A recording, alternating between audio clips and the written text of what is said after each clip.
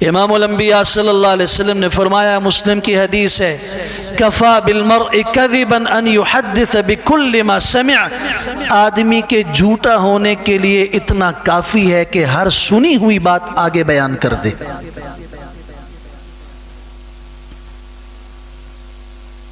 عجیب دور آ گیا کہ جو برائیاں کسی غیر مسلم میں بھی نہیں ہونی چاہیے وہ مسلمان نمازی میں ہے، یہ تہجد گزار ہے،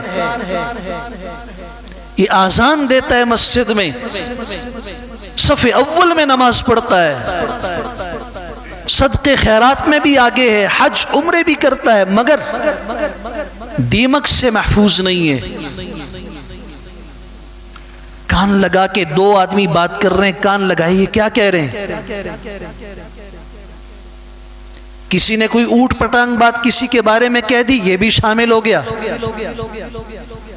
نہ آج ہماری زبانوں سے اور ہمارے خیالات سے زندہ شخص محفوظ ہے، اور معاف کیجئے نہ میت ہمارے شر سے محفوظ ہے۔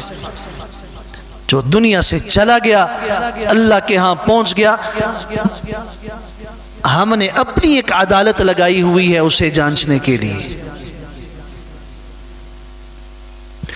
جھوٹ کتنا بڑا گناہ ہے، مگر اس کا ایک گناہ ہے، کسی نے جھوٹ بولا، جب بولا اس کو اس وقت گناہ ملا، مگر بدگمانی جب تک اس کے اثرات معاشرے میں چلتے رہیں گے گناہ کا اثر ملتا رہے گا۔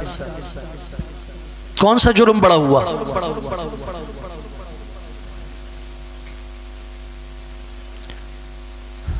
اور اس بدگمانی کے بنیاد بننے والے لوگ کبھی بھی مسلمان نہیں ہیں۔